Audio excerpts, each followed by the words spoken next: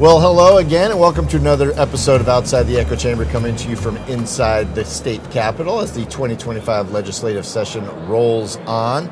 A lot of people are always talking about their microeconomies, and in a little bit we'll talk to pollster Mark Blankenship about the things that are important to West Virginia families concerning that. But of course, one thing that we always hear from is, how can I get more money in my pocket? Well, it's interesting because we're going to talk to someone who can give you maybe a heads up on that. We've spoken to legislators for the first 6 weeks of this session and lawmakers about issues that are important to you. But you know, public works can also play a role in that. And in that vein, joining me now is State Treasurer Larry Pack, because it is Unclaimed Property Day at the Capitol. And I know that that's been a very popular program in your office. For those that might not be familiar with it, just go through the basics of what that is and what it can do for the people of West Virginia. Thanks, Rick. Thanks so much for letting me come on today. But yeah, it's really one of the fun things that we do in our office, something we take seriously. But the Treasurer's Office accumulates unclaimed property from businesses all around the country that belongs to West Virginians, and then we try to identify the West Virginians and get the money back to them. So sometimes it's a bank account, sometimes it's a deposit. It can be a gift certificate, just lots of different ways that we find money that we ask the companies return to us, and then we try to get it to our neighbors. That's impressive, because that's got to be some yeoman's work involved in tracking all of that down. I mean, how does that work? Do those companies get in touch with you and they say, hey, we have this dead credit or gift certificate that belongs to somebody, can you find them? Or do you proactively go out there? We proactively go after it. So previous legislatures have passed laws requiring that companies turn this over to us. We audit them. We aggressively go after it just to make sure we get the money. With our online economy, there's more and more ways that happens. Yeah. We recently were able to obtain a lot of insurance policy money that did not get to the right people. So last month we gave back $4 million, almost $5 million to the citizens of West Virginia. This has been the biggest year that we've ever had, but we still have a lot of money. We've got about $400 million of unclaimed property. So please, anyone out there listening, please go to the Treasurer's website, type your name in, your address. You'll be surprised what's out there. I know my wife and I did it a month ago, and we're both CPAs, and we would have bet that we didn't have any money, and we had $300 from 4 different sources. So I'm glad you brought that up, because it is something that you would have to go in and type in your information. And I believe there's a ID verification process. Yeah, the first step is to type in your name and address, and if there's a hit from there that looks close, then there's a form you fill out with more particular information. But what we always suggest people do is you put your name and address in. If it says, hey, there's a possibility that you have something, then just call us and we'll walk you through the system. And there's a lot of things that fall through the cracks. I mean, even something like maybe putting down a deposit on a utility or something, and you live there for 6-7 years, you forget that you did that, and you move, and you don't follow through on that. I mean, that's your money. And that's the biggest thing that happens is people move. Our citizens now, we move around a lot. So they just lose addresses, right? Or you deal with this bank for a little bit and you forget you do another bank. So sometimes it's $50, $100. Sometimes it's a lot more money. Sometimes it's an ancestor, right? It's a mom or dad that the kids didn't know anything about that particular account.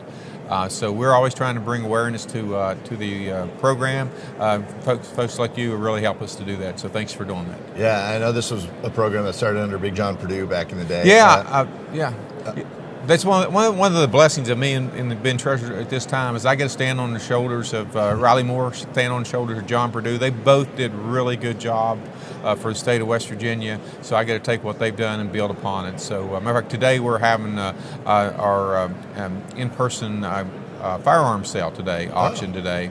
And so what we do is we accumulate firearms and ammo from the various law enforcement agencies around the state.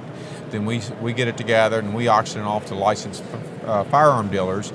Then we're turning money back to the law enforcement agencies. So we had an auction back in September. I think we sent back about $200,000 around the state of West Virginia to the various police departments. We think we're going to beat it today.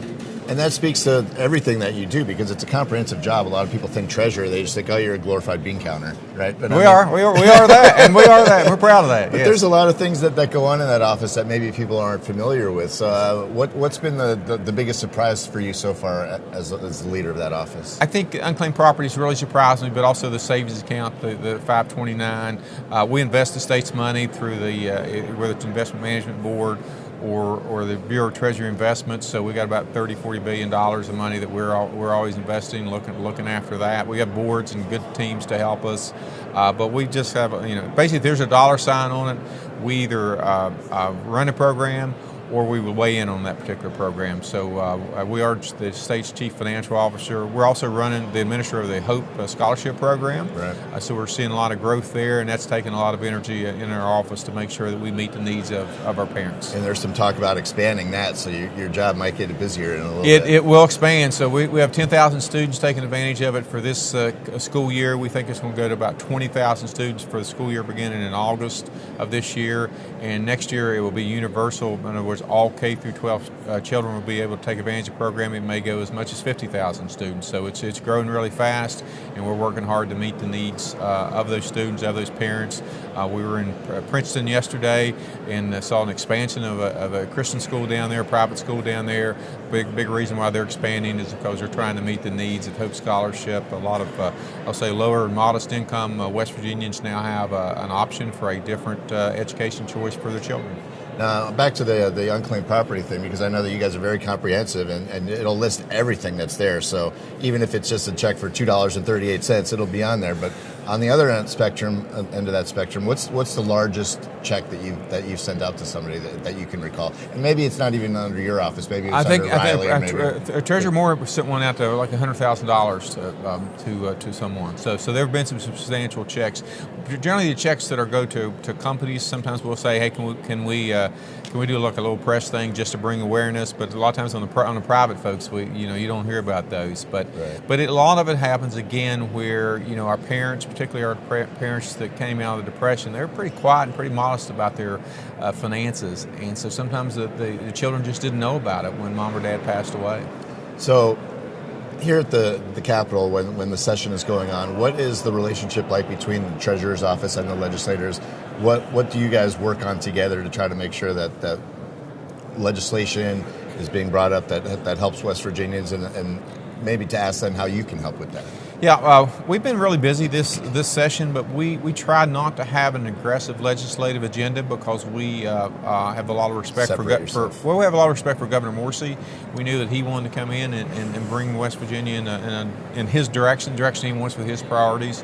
Probably our biggest bill that we have, our most important bill, is a bill on term limits. We think that's really important, that folks like the Treasurer, Attorney General be limited to 3 terms versus unlimited terms. We have had Attorney General stay for 30 years and treasurers for 20 years, and even an agriculture commissioner stay for 40 years. We think turnover is good in these offices, brings new ideas and new energies, and we have term limits for governors, right, for 2 terms. So that's the one we're probably working the hardest on.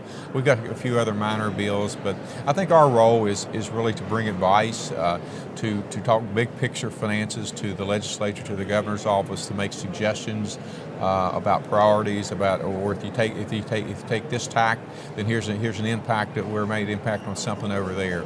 So we've been very involved on financial discussions. A lot of our stuff is behind the scenes, but that's what a chief financial officer does. Sure.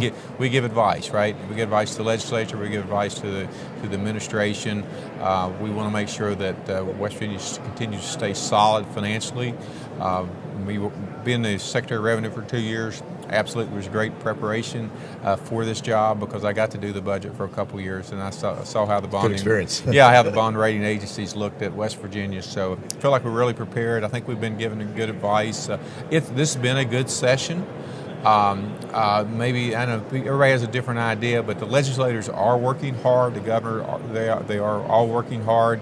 But a lot of new people, new position, maybe slow it down a little bit. But I think at the end of this session, that West Virginia will be moving forward as a result of the legislation passed. Well, since it is Unclaimed Property Day, I know you have it set up here in the Capitol. Have you been able to talk to people that are kind of walking around, and what's the feedback been like so far? All feedback is good, and and I get that all around the state, that people just didn't check because they didn't think they had anything, but when they do check, they're pleasantly surprised. And again, our job is to get the money back in the rightful owner's hands. That's a pretty fun thing to do. All right, for those that are listening on Apple or Spotify, give the website where they can go again, so that they know how to check to see if they have money, and we'll put the website on the screen for people that are watching. Yeah, so it's westvirginiatreasurer.gov. Just go to that website, or just really call the Treasurer's office. West Virginia Treasurer's office will be glad to help you, and please check to see if you have any money out there.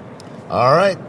Treasurer Larry Pack, always great to hear from you. We Thank appreciate you. your time today, and good luck on Unclaimed Property Day, getting that money back into West Virginians' pockets. And don't go anywhere because there's still more Outside the Echo Chamber coming up. Talking about the economy, we'll have pollster Mark Blankenship next with some startling numbers when it comes to what people want to see happen here at the state legislature and what they feel is happening on their dinner table with their issues going on, putting money in their pockets as well. So it's a good theme today about getting money back to West Virginia and what's important to them. All right, thank you. We'll be right back with more Outside the Echo Chamber after this. Are you ready to unlock a future filled with remarkable pay, unbeatable benefits, and unparalleled satisfaction?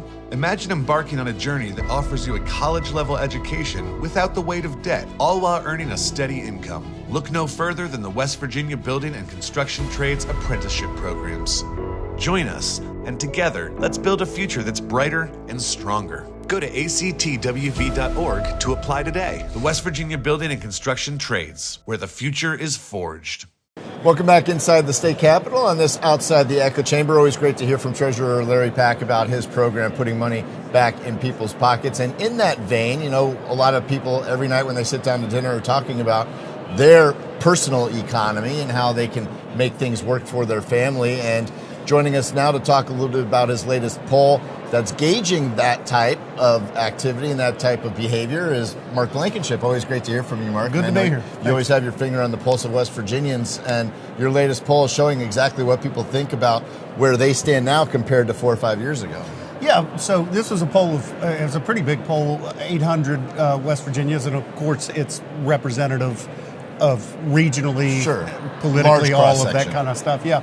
And the margin of error is 3.4%, I believe. So it's a robust survey. And in that survey, we found that about 80% of West Virginians either say in the last 4 or 5 years their lives have remained about the same or gotten worse. That's a big number. It's a big number, and only about 20%, I believe it was, say that their lives have improved in the last 4 or 5 years. So I think those questions are important to understand just what's going on out there. What's the attitude? What's the feeling, general feeling of the state? And I think, you know, right now they're a little bit concerned. Yeah, and then like we talked about with the economy, it's a micro economy for every family, right? They're wondering what's in it for me. What can be done to make my life better, to make sure that I'm not struggling? Mm-hmm. And there's no real easy answer for that, right? There's not, and I think you hit the nail on the head there.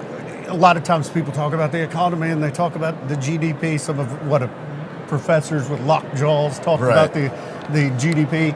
But what voters really mean when they're talking about the economy is their household economy, right? So there's 1.5 million grocery bills economies in West Virginia. And that's what voters are concerned about. And when we asked the question, do you think that legislators, not by party, but do you think legislators in Charleston should focus on economic development like job creation and taxes, or social issues like, I think we cited abortion and maybe DEI, that sort of thing. We found that 60% preferred that they focus on economic issues versus 10% who said, I want you to focus on social issues. Was it Bill Clinton? It's the economy stupid? 100% right. And interestingly, a lot of times people think that there's this great difference between Republican West Virginians, Democrat West Virginians, and independents. And there's really not. 65% of Republican voters want us to focus on the economy. I think it was about 60% of Democrats and about 57% of independents focus on the economy. It's not rocket science. And that's almost what's so frustrating about the current political climate is you see these parties almost lurching to the fringes, where I've always believed that 80% of the issues can be agreed upon by 80% of the people. Now those issues are change, depending on who you're talking to. But most of America has always been in the middle. I like to call it governing to the majority, right? And I do a lot of campaign work, political polling and campaigns. You campaign to the majority. You govern to the majority likewise. And there's nothing wrong with that. I mean, pay attention to the voices of the minority, but govern to the majority. I said it the other day, you either pay attention to what the majority wants or they pay attention on election day and they'll make changes. And it's that simple. And, look, I think that give credit to Governor Morrissey. He's got a bill up here. They call it the microgrid bill, I think. And I don't know all the details about it, but if you listen to it be described, billions of dollars could be invested in West Virginia's economy. Now, that may not be jobs, but that's money county governments can use for economic development and things like that. Now, whether they pass it or not, I don't know, but that is an opportunity, and I think a transformational opportunity to take a step in the right economic direction. And let me tell you something, voters will pay attention to that. They'll see it. We spoke with Senate Majority Leader Patrick Martin about that on a previous episode of Outside the Echo Chamber. A good way to plug our archives right now. If you're watching on echochamberwv.com, scroll down and check out that episode. And by the way, if you're listening to this on Spotify and Apple, be sure to like us and subscribe so you know when the latest Echo Chamber drops. There's another question in your survey that I found interesting. That almost when you juxtapose it to what you're talking about first, seems not necessarily contradictory, but at least maybe optimistic could be a better word, that there about 45% of the people felt that we are headed in the right direction. And that mirrors a recent national poll that showed those similar numbers. It depends. That's a matter of perspective. I would look at that number and say that number needs to be up. When less than a majority think we're headed in the right direction. But it's the highest number we've seen nationally in 20 years. It is, but in West Virginia, I've seen that number higher than plus 50% and things, and in that area. So, look, I think on the national level, voters are concerned about the budget and the debt. They're concerned about the same things West Virginia voters are concerned about, jobs and the economy, and how those things are going to be addressed, and the uncertainty that those things bring. Right, so. I think that nationally that number probably makes sense, and from a state perspective, I think that it's probably more tethered to, my goodness, we've got to do something about the economy. Yeah. So have you been able to, I know legislators pay attention to your poll, you're always out here talking to them. Have they asked you about, some things that they've got going on, or vice versa? Have you talked to them about what they could do? I mean, we're getting to the nitty-gritty now. Getting down to the too late to introduce, but can still work on bills. I think President Randy Smith, the President of the State Senate, and Speaker Roger Henshaw, the Speaker of the House of Delegates, those guys are smart guys, and they're experienced guys, and they're, pretty honest brokers. And I think that they are very focused on economic development and job creation, and I think that they're trying to take steps to that end. But you got to remember, in the Speaker's case, he's got 99 other members that he has to pay attention to, and over here, President Smith has 34 people. So it's not governing by one. They have to manage those bodies. And a challenging issue, because on the state level, you have to have a balanced budget. So there's always going to be spending that's necessary. Yeah. Everyone always says just cut spending, but when you start cutting, there's only so much meat on that bone. Right.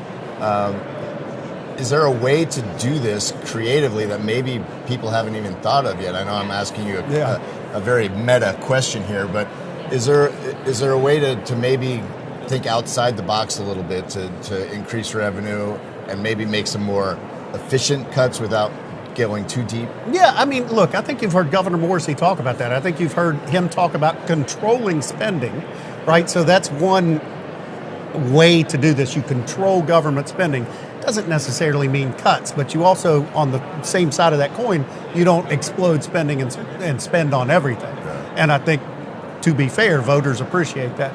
And the other thing that you'll hear him talk about is growing the economy, right? So let's create more taxpayers, right? Yeah. If we create more Larger jobs, base. if you create more jobs, you have more taxpayers, which means the government collects more tax dollars, which means they can use that on other things like economic development, whatever it might be.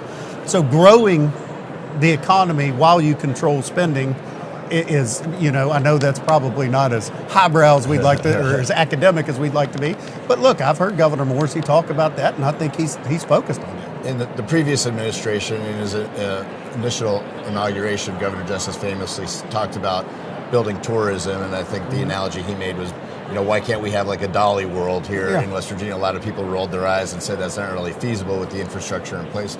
But is there something there in terms of using our natural resources, the beauty of the state?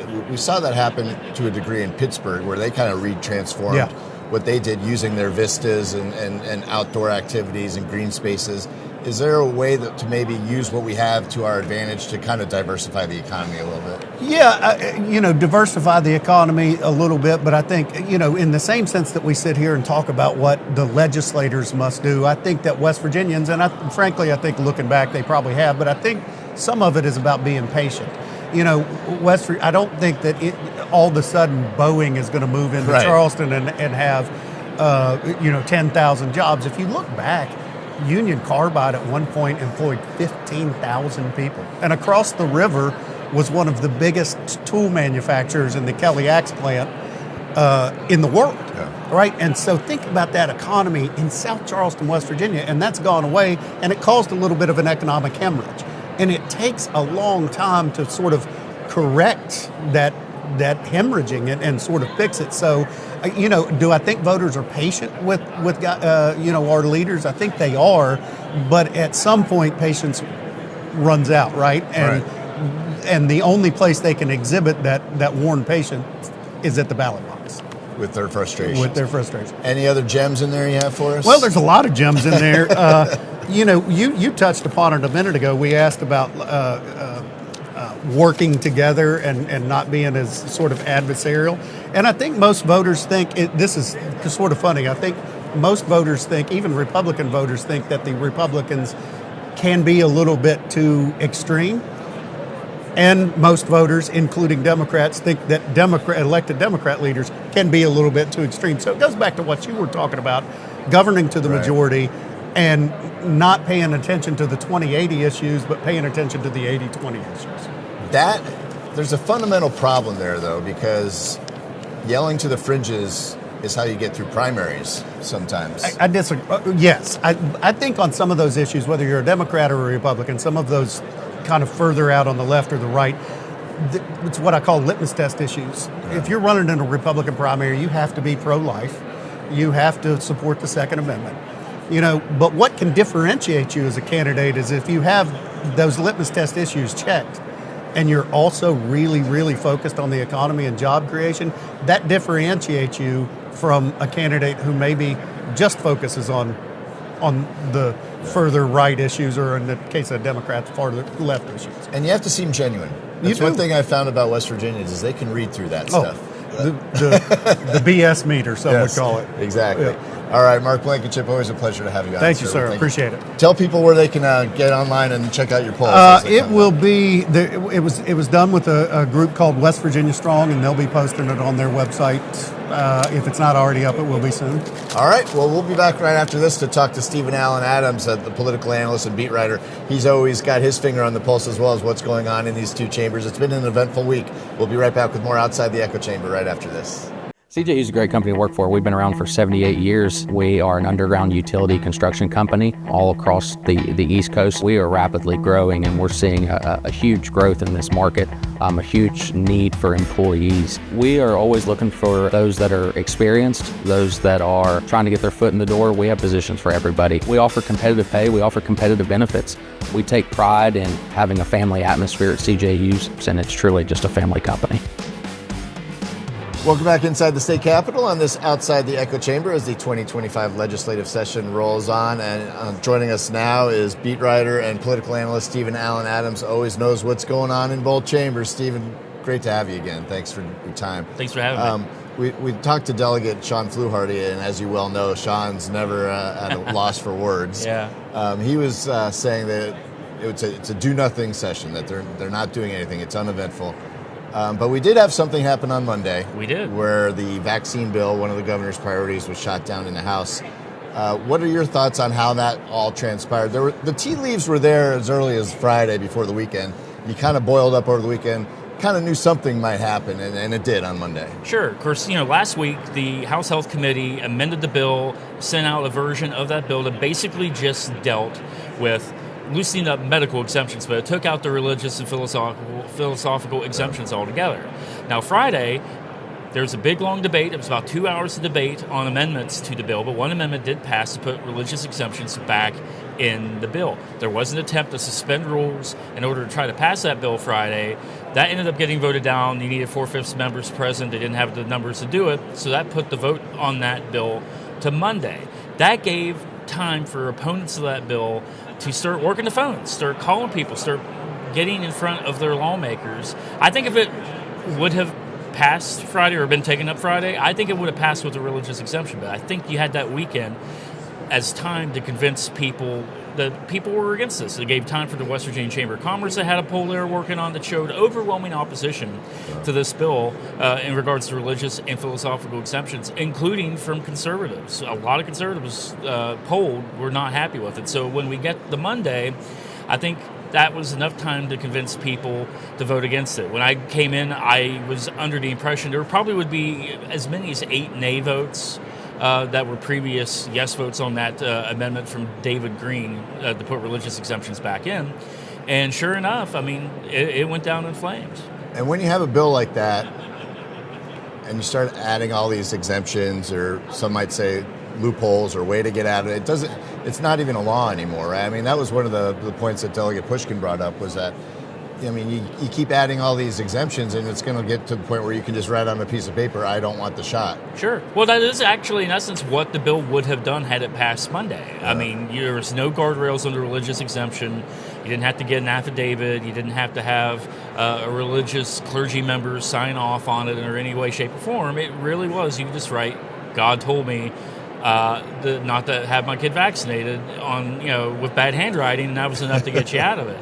So, it was kind of meaningless at that point. At least with the modified medical exemption, there was obviously still some concerns with that. I think Pushkin had a number of concerns with that, Delegate Pushkin.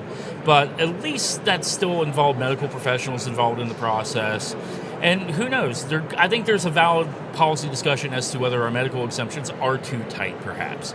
But I mean, there's a lot of concern with just having a wide open ability to exempt, especially right now with measles cases going up around the U.S. and all sorts of issues. I mean, we have a very high rate of vaccinations for school age because of the law, but that drops off the younger you get. In some cases, the first time a child has even seen a doctor since they were born is when they're getting the immunizations. That's another important factor in that. Speaking of kids, a couple of child welfare bills went through yesterday. I know that the foster care system has been at the forefront of a lot of people's minds this session.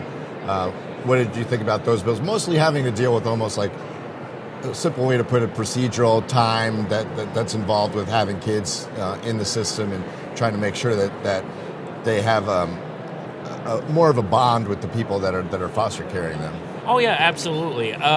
There was a big debate on that bill yesterday. I think because there were concerns from members as to what it did. I think there were some confusions about what it did. And there is actual legit concern. In this state, we do, I think, have the highest rate of terminating parental rights when it comes to children. And you can understand why with the issues that we have with substance abuse crisis.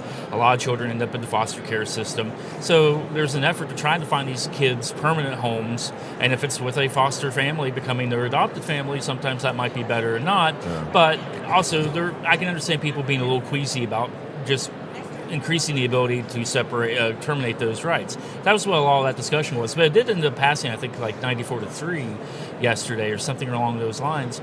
So I think people kind of see the need for that. There's other bills going through to deal with child welfare system in regards to reporting and requiring certain investigations in certain periods. So I know there's some criticism about the legislature not doing anything, but there is actually some serious foster care and child welfare bills moving right now. Yeah, and with that, sometimes you have to deal with the minutia first, get the language cleaned up first, and then you can deal with the more substantive things. So we'll see what becomes of that.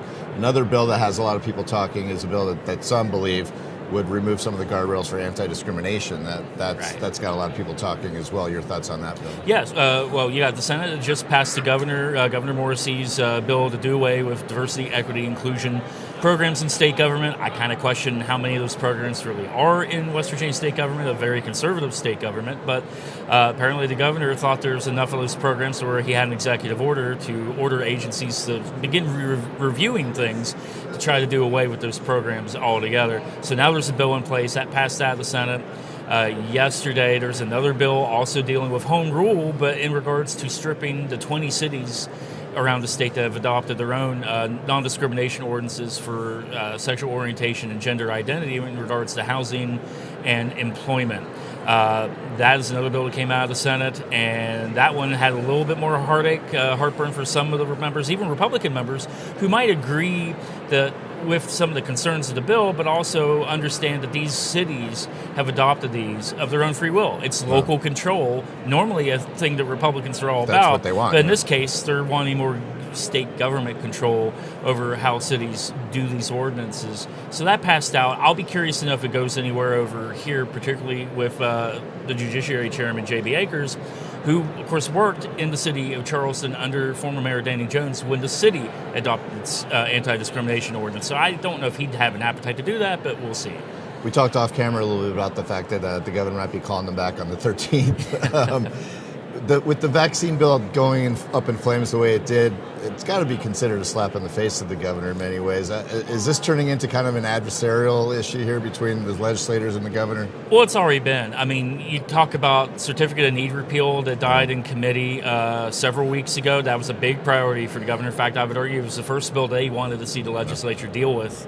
Instead, they dealt with vaccines. And, of course, now that is the second bill to get a slap down. Now, Morrissey's gotten a few victories, especially with Riley's the Riley-Gaines Act defining men and women in state code. But, yeah, the governor's gotten some slapdowns here, and I don't know that the slapdowns are over. I mean, I think there's other bills that could be in trouble. I think the microgrid bill could run into some issues just for being so big and complicated and introduced so late in the session. So we'll see what happens with that.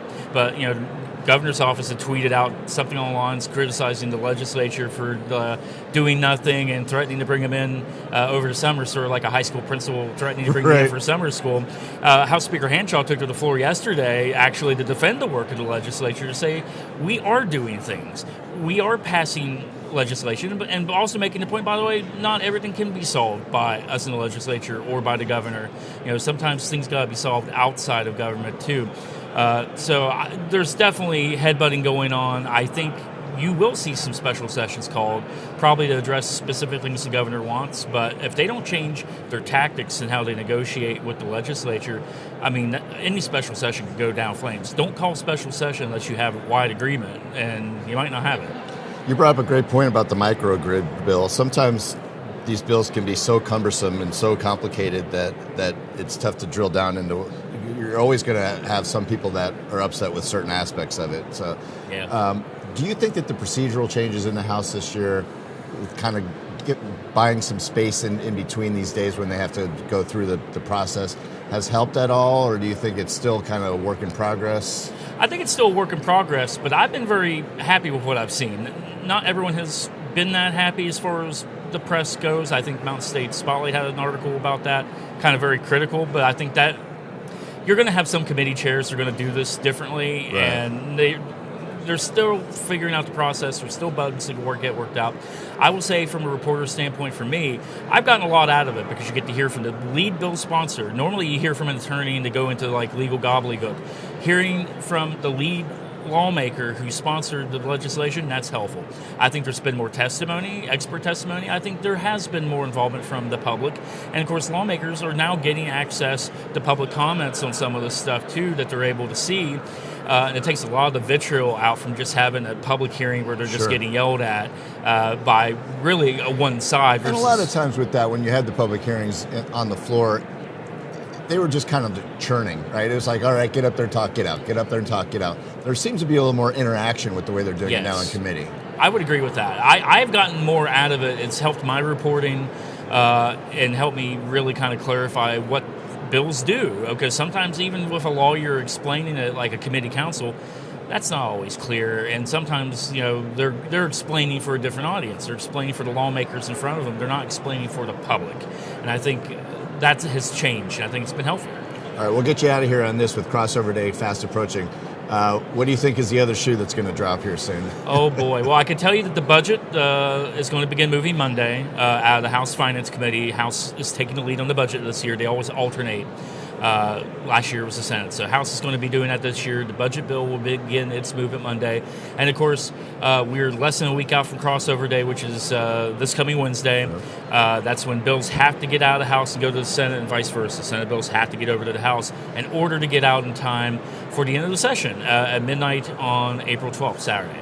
All right, great stuff. Always a pleasure hearing from you, Stephen. Stephen Allen Adams, you can check his work online at wvnews.com. We want to thank our other guests today as well, pollster Mark Blankenship, and of course, State Treasurer Larry Pack. But most of all, thanks to you for joining us on another episode of Outside the Echo Chamber. And we'll be back with another show next Tuesday as we continue to talk about the issues important to you and your family. Until then, I'm Rick Lord. Take care.